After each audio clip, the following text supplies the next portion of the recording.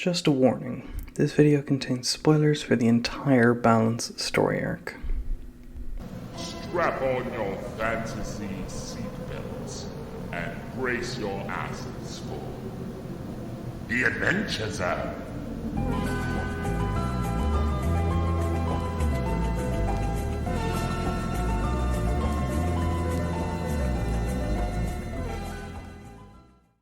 I have loved The Adventure Zone for as long as I've been listening to it. Truly, this show means something more to me than these words will ever describe. But in the spirit of the show's new Imbalance arc coming out, and these words have been rattling on in my head for years, now feels like the best time to share some unabashed joy for the things that I endure. Some context first. But please, if this is your first time hearing anything about the Adventure Zone or any of its content, please just go watch it. I'll be here when you're done. When I first listened to the Adventure Zone, I was a young teenager. I grew up in a small town with no friends during a very dark time in my life. What I wanted, and hell, what I needed, was some light. And oh boy. The Adventure Zone brought buckets full. Like so many people before me who will say, X saved my life, I genuinely believe that the Adventure Zone gave me the hope to stand against the dark, and well, as Ladyknightthebrave puts it, you're going to be amazing. This is a show of family, of love, of hope. Well, it was the perfect tonic. In the Adventure Zone, the main antagonist is ostensibly the manifestation of hopelessness. The Hunger, as a villain, was the very best representation of an apathetic drudgery I had fallen into. That cynical narcissism that was often found in people who have lost hope. This show, made of jokes about dicks, whose literal main group is called Trace Horny Boys, managed a completely and utterly true protestation against hopelessness. A protestation that never once felt insincere, never once felt put on for a show that, well, never sounded like anyone trying to believe in hope, like I so often ended up sounding. Who I was then is not who I am now, but to borrow a quote from another favorite show of mine, Doctor Who, we all change when you think about it. We're all different people, all throughout our lives, and that's okay, that's good. You've got to keep moving. That's just as long as you remember all the people that you used to be. But that hopeful joy, that unabashed joy that the show gave me, never left me. I hope it never will leave me.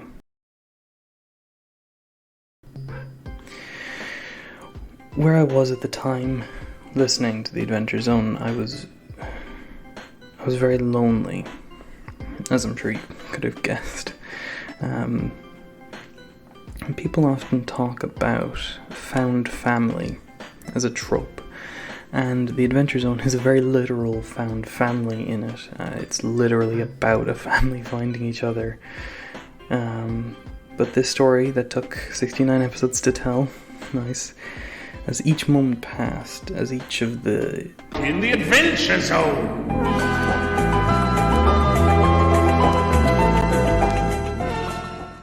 Intros played, I felt myself feeling more found, too. Like a shadow of who I was had found a match that had caught the sky into a tapestry of illuminating flames. This show had scourged the shadows from me in a way that I don't believe I can adequately put into words. The Adventure Zone had me smiling again. It had me laughing again. This podcast that had brought joy back to me. Oh, it brought sorrow too, don't get me wrong. There are scenes in this show that still make me sob, that kind of deep pain in your soul type of sobbing that gives you a headache afterwards. Scenes like the Who scene, the scenes like Barry and Loop's duet. Scenes that I will cry at every single time that I'd listen to. But it made me feel. It made me feel anything, good and bad and everything in between, but it made me feel. It was something that I thought I'd lost. That darkness had swallowed me whole, and in the opalescent hunger that the show had fought against, I felt myself fall out of its grasp with each passing episode. There's a scene pretty late in the game that absolutely shattered me. It's a scene between Merle and John Hunger. A scene where Merle has been asked where he finds joy. If you haven't seen it before, please, if you do nothing else with this video, look up the "Are You My Friend" scene from the Adventure Zone. At this moment, 63 episodes into the show, Merle said something that shook me to my very core. Something I've never actually been able to get out of my head. He says, and I quote, "I think you choose joy in life. No matter how bad things are, no matter how crummy, no matter how dark, you find joy." And boy, that broke me. If my memory serves correctly, I actually turned the podcast off. I caught up, and I turned it off, and I took a walk.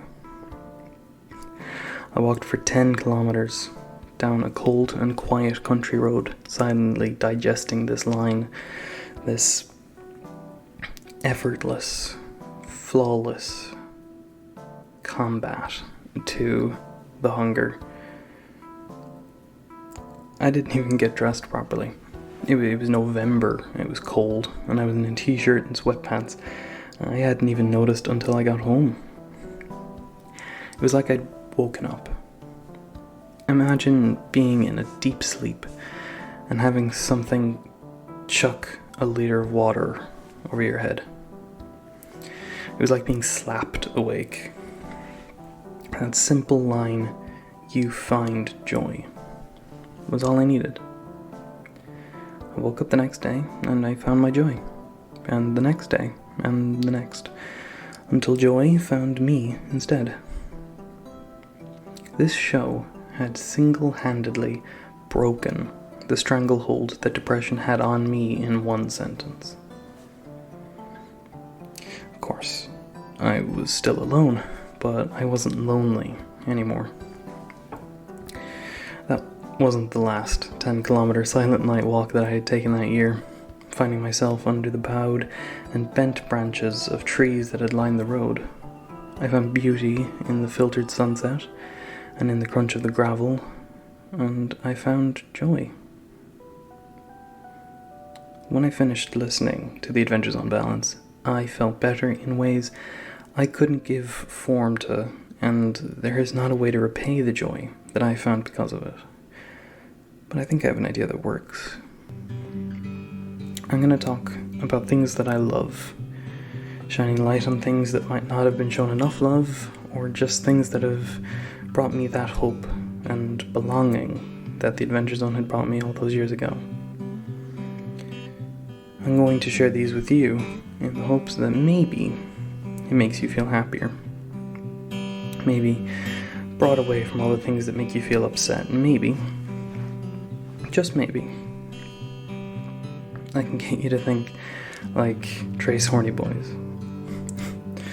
This world is full of choices, and like our good friend Merle, I'm choosing joy. Unabashedly.